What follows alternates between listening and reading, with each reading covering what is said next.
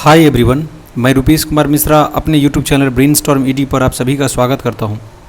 आइए आज की वीडियो में मैं बात करूंगा ज्योग्राफी सब्सिडियरी पार्ट 2 एग्ज़ाम 2024 के लिए वीबीआई ऑब्जेक्टिव क्वेश्चन। आपका पार्ट 2 का रूटीन अभी तो फ़िलहाल नहीं आया है, लेकिन अभी इस तरह का शंका जताया जा रहा है कि 2-4 दिन में रूटीन आ जाएगा।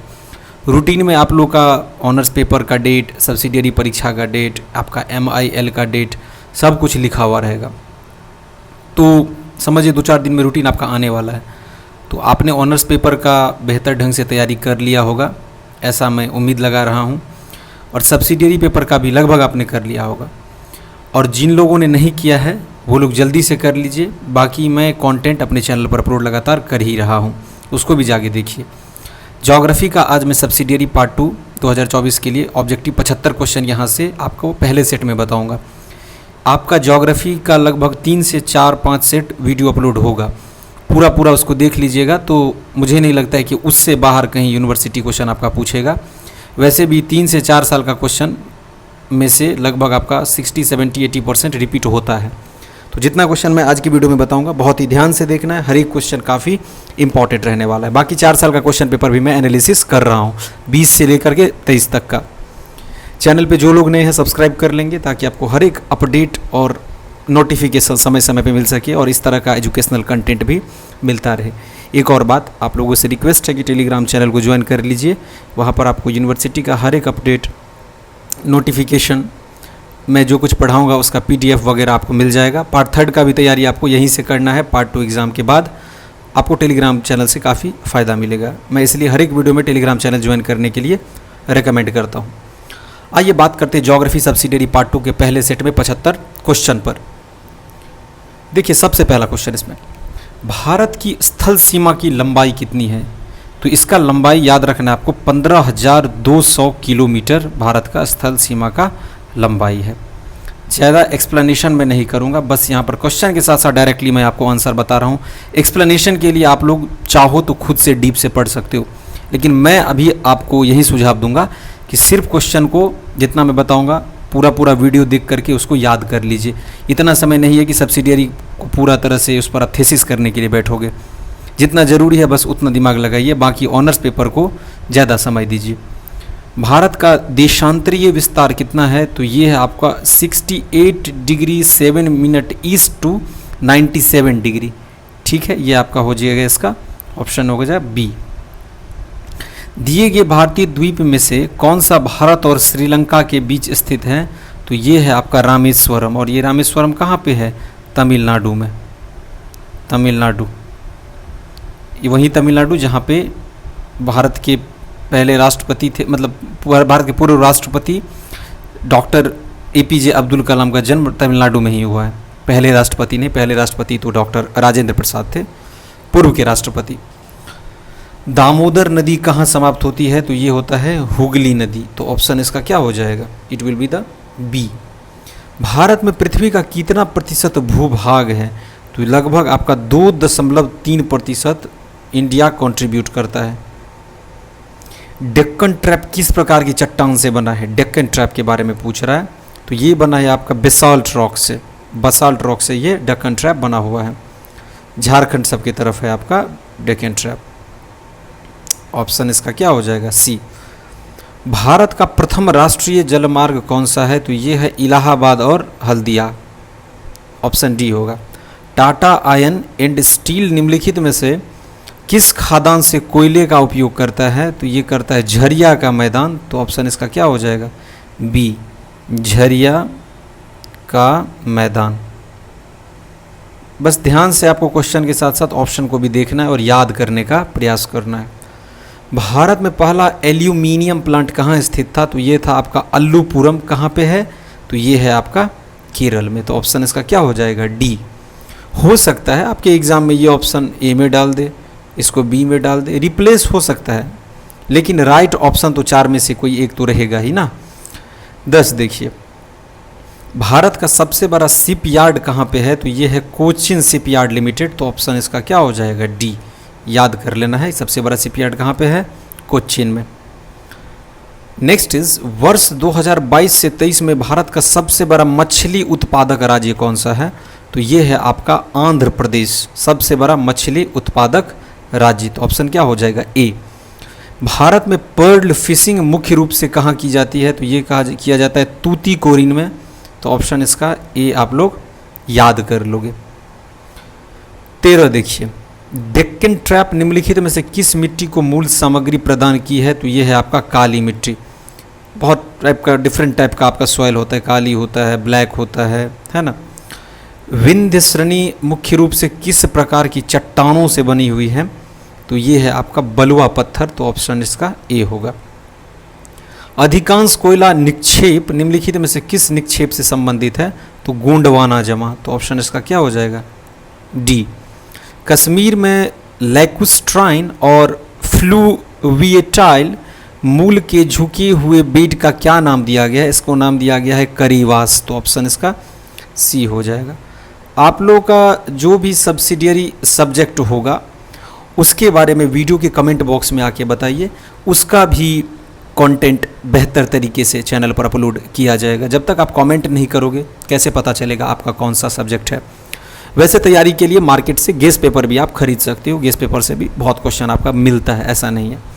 और मैं भी आपको गेस्ट पेपर की सहायता से यहाँ पर क्वेश्चन समझा रहा हूँ, क्योंकि सभी के पास गेस्ट पेपर रहता है तो क्वेश्चन सामने में रख के मान लो फिर वीडियो देख के समझने में थोड़ा आसानी होता है। तो मेरे पास कंटेंट था तो मैंने सोचा कि चलो गेस्ट पेपर के थ्रू ही इसको समझा दिया जाए। वैसे भी बहुत इंपॉर्टेंट क्वेश्चन सब है इसमें, और 4 साल का क्वेश्चन जरूर याद कीजिएगा। वैसे मैं आपको बताऊंगा लेकिन फिर भी आपको खुद से याद करना है। पावागढ़ ग्रेनाइट किस प्रकार की चट्टान का उदाहरण है? तो ये है आपका option A, that is Jwalamukhi Dyke. 18 देखिए, भारत में सबसे पहले ज्वालामुखी गतिविधि की अभिव्यक्ति किस क्षेत्र में पाई जाती है? तो ये होता है डोलमा हिल्स में। ऑप्शन इसका क्या हो जाएगा? ए। भारत की जनगणना 2011 के अनुसार निम्न में से कौन सा राज्य सबसे घनी आबादी वाला है? तो ये है आपका बिहार। वीडियो का टाइमिंग थोड़ा बड़ा हो सकता है लेकिन मैं आपको काफ़ी इंपॉर्टेंट क्वेश्चन बता रहा हूँ, इसलिए स्टार्टिंग से एंड तक जरूर देखना है, स्किप नहीं करना। स्किप करोगे तो फिर पेपर कैसे तैयार होगा आप ही बताओ। थोड़ा तो आपको भी मेरे साथ साथ प्रैक्टिस करना पड़ेगा, है ना। कंटेंट तो आप ही लोगों के लिए मैं ला रहा हूँ और आप पूरा वीडियो नहीं देखोगे स्टार्टिंग से एंड तक कैसे समझ आएगा। और पूरा पढ़े हुए रहोगे तो क्वेश्चन सॉल्व करने में फिर एग्ज़ाम में दिक्कत नहीं होगा, क्योंकि ऑब्जेक्टिव में यही होता है। एक बार अगर आप देखे हुए हो 1-2 बार ना, एग्ज़ाम में जैसे ही आपको क्वेश्चन वहाँ पे प्रिंट मिलेगा, ऑप्शन मिलेगा, तो आपको लगेगा हाँ मैंने तो पढ़ा हुआ है, तो फिर उसको आप बना दोगे। और नहीं पढ़े हुए हो तब आपको अजीब लगेगा कि ये क्वेश्चन कहाँ से आ गया।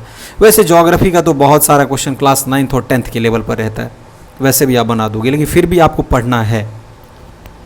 आइए 20वां देखते हैं। वर्ष 2023 तक बिहार में कितना जिला है? तो ऑब्वियस ये बात है 38 डिस्ट्रिक्ट्स है बिहार में। अच्छा ठीक है, बिहार में तो 38 जिला है, ये आपको पता है। यूपी में कितना जिला है आप बताइए वीडियो के कमेंट बॉक्स में। देखता हूँ आपके पास भी कितना जानकारी है। छोटा छोटा पॉइंट है लेकिन पता रहना चाहिए। वैसे तो मुझे लगता है 95% बच्चों को पता होगा यूपी के बारे में। ठीक है जी। वर्तमान में क्षेत्रफल की दृष्टि से बिहार का सबसे बड़ा जिला कौन सा है? तो ये है आपका क्षेत्रफल की दृष्टि से पश्चिम चंपारण। एरिया वाइज पूछ रहा है, एरिया वाइज अलग होता है, डेंसिटी वाइज अलग होता है, पॉपुलेशन वाइज अलग होता है। ये क्षेत्रफल पूछ रहा है, जनसंख्या नहीं पूछ रहा है। हो सकता है जनसंख्या के दृष्टिकोण से दूसरा कोई है। जनसंख्या के दृष्टिकोण से मुझे लगता है शायद पटना है, I am not sure but Patna होगा। ठीक है। लिटरेसी सबसे ज़्यादा किसका है ये भी आपको पूछ सकता है। तो क्वेश्चन इस तरह से चेंज कर करके डालता है ऑब्जेक्टिव में, रहता है थ्योरी से ही पूरा, उसी को ऑब्जेक्टिव बना दिया जाता है उसमें से उठा के। भारत की जनगणना 11 के अनुसार बिहार का सबसे अधिक आबादी वाला जिला कौन सा है? तो देखो यहाँ पे पटना, मैंने नीचे देखा नहीं, वैसे भी यहाँ पर पटना आपको दिख रहा है। It means I was right. निम्नलिखित में से कौन सा शहर गंगा नदी के तट पर स्थित नहीं है? तो ये है पूर्णिया। बाकी ये तीनों गंगा नदी के तट पर स्थित है, पूर्णिया नहीं है। तो याद रखना है, नहीं पूछ रहा है, कैच है यहाँ पर, तो इसको क्वेश्चन को ध्यान से पढ़िए। हाजीपुर है क्योंकि आप पटना जो जाते हो, पटना जाते हो तो आपका गांधी सेतु जो है वो कहाँ पे है? वो तो हाजीपुर में ही है। अब पटना में तो है ही गंगा जी, मुंगेर में भी है, पूर्णिया में नहीं है।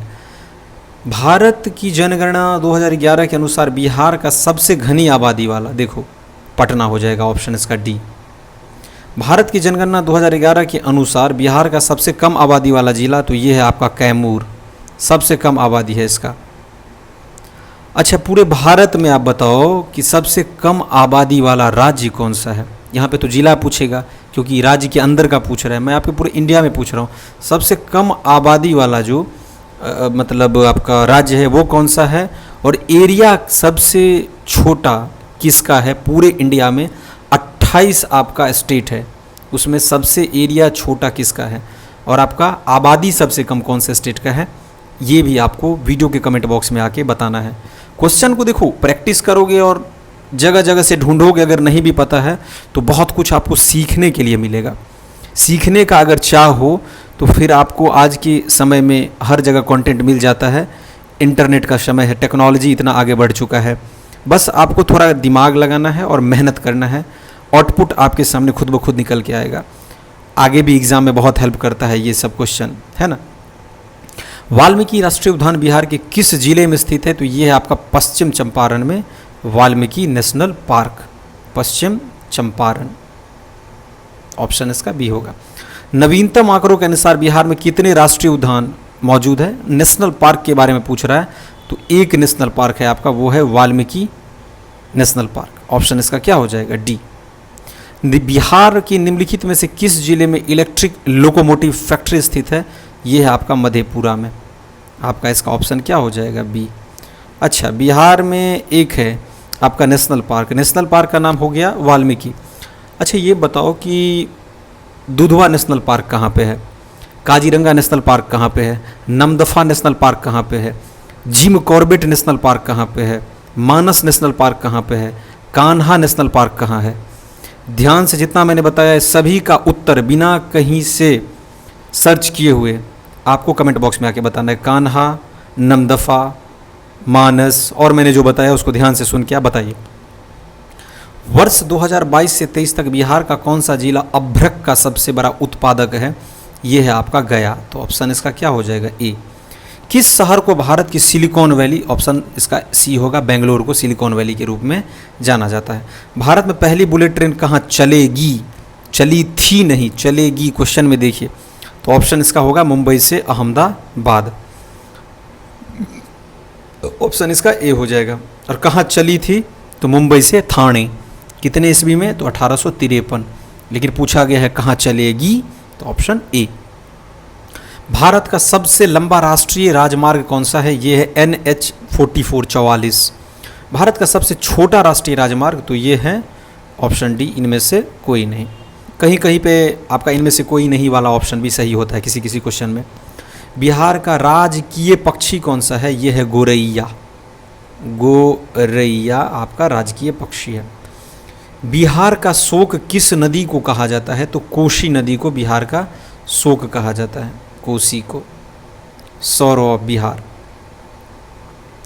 बिहार का भौगोलिक क्षेत्रफल कितना है, जोग्राफिकल एरिया पूछ रहा है, तो ये है 94,163 वर्ग किलोमीटर, स्क्वायर किलोमीटर। 94163 याद रखिएगा, स्क्वायर किलोमीटर, ये बिहार का जोग्राफिकल एरिया है। देखो ये सब ज्योग्राफी का क्वेश्चन ना कॉम्पिटिटिव एग्जाम में भी बहुत हेल्प करेगा आपको। आप जो बीए में पढ़ रहे हो, आप सोचोगे सब्सिडियरी है उतना ध्यान नहीं भी देंगे तो चलेगा, नहीं। अभी अच्छे से पढ़ोगे तो आप जैसे रेलवे वगैरह का एग्ज़ाम दोगे, बैंक वगैरह का एग्ज़ाम दोगे, तो वहाँ पर ये सब तरह का छोटा छोटा क्वेश्चन पूछा जाता है।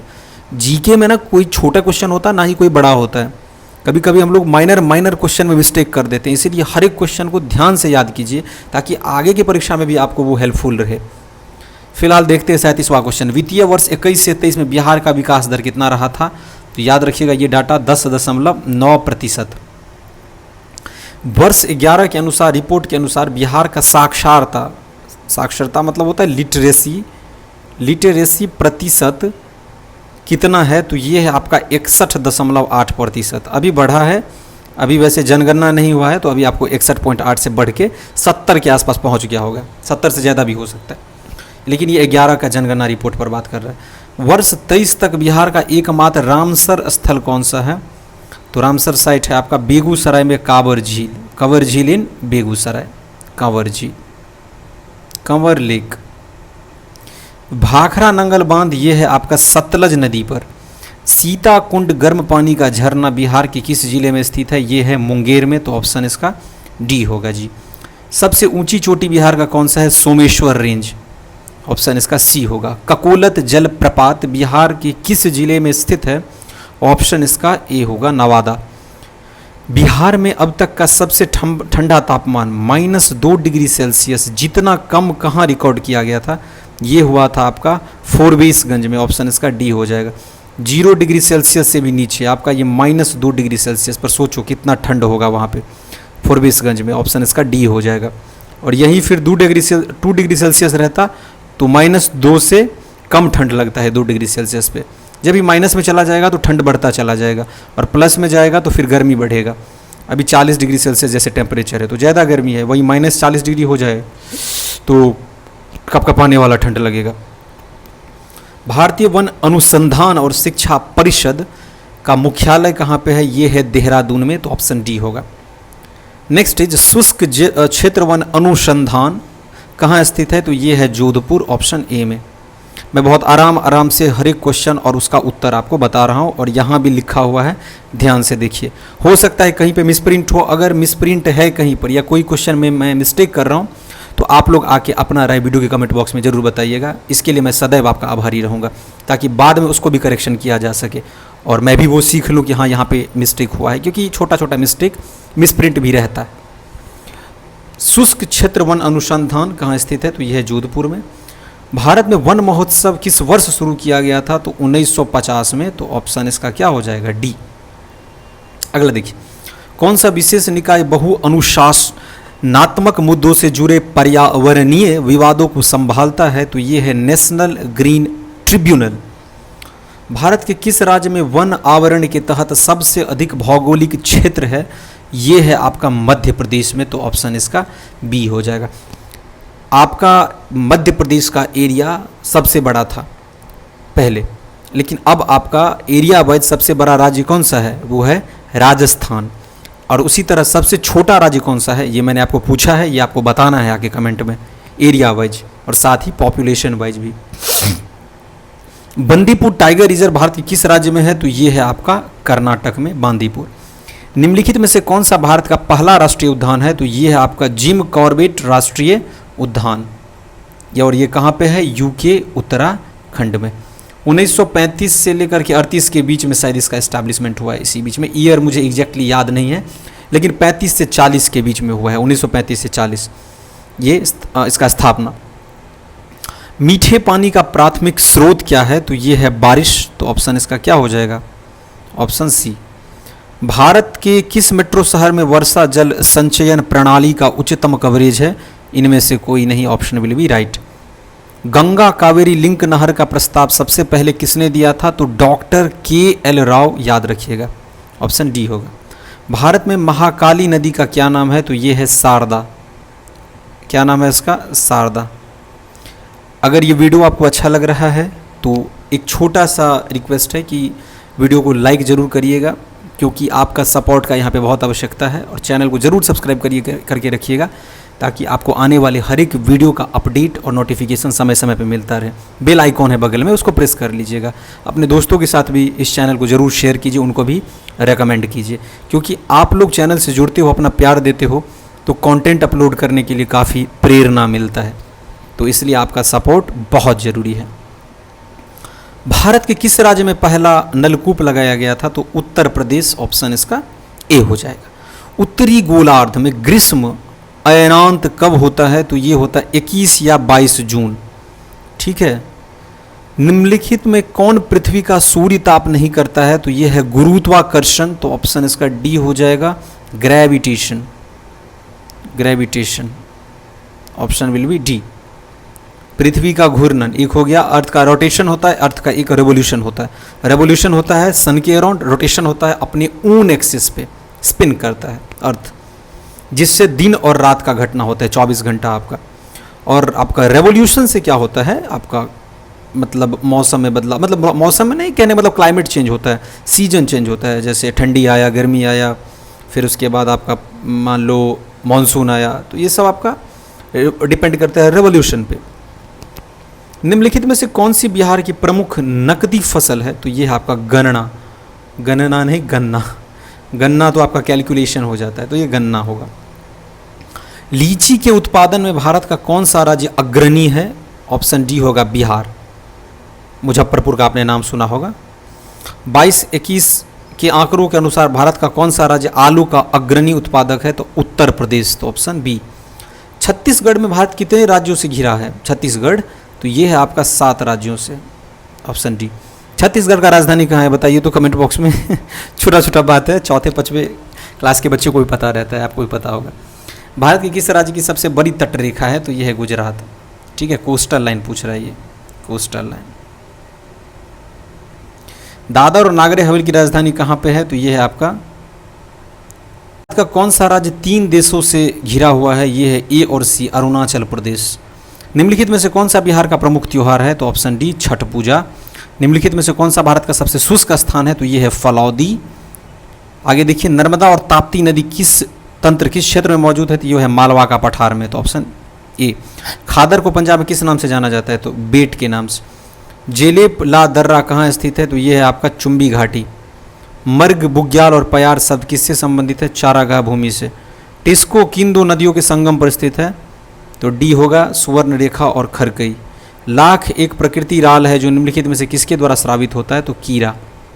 निम्नलिखित में से कौन सी खरीफ फसल नहीं है? एक होता है खरीफ फसल, एक होता है रवि, है ना, और एक होता है जैद वाला। ऑप्शन डी गेहूं होगा। एनविस का पूरा नाम क्या है? ये है पर्यावरण सूचना प्रणाली, एनविस का। 75 क्वेश्चन आपका यहाँ से हो गया। तो इस तरह का कंटेंट और पीडीएफ के लिए आप लोग टेलीग्राम चैनल से जुड़ सकते हैं, आपको लिंक डिस्क्रिप्शन बॉक्स में मिल जाएगा। वीडियो के टाइटल पे क्लिक करोगे, डिस्क्रिप्शन बॉक्स ओपन होगा, उस पर जाके आप ज्वाइन कर लेना। आपने टेलीग्राम अगर डाउनलोड करके रखा होगा अपने फ़ोन में, इंस्टॉल करके एप्लीकेशन, तो खुद ब खुद वहाँ पे आपको पहुँचा देगा उस चैनल पे। नहीं किया होगा तो उसको डाउनलोड करके और फिर ग्रुप में एंटर कर जाइए। हमारे साथ चैनल पे जुड़े रहने के लिए आप सभी का बहुत बहुत धन्यवाद।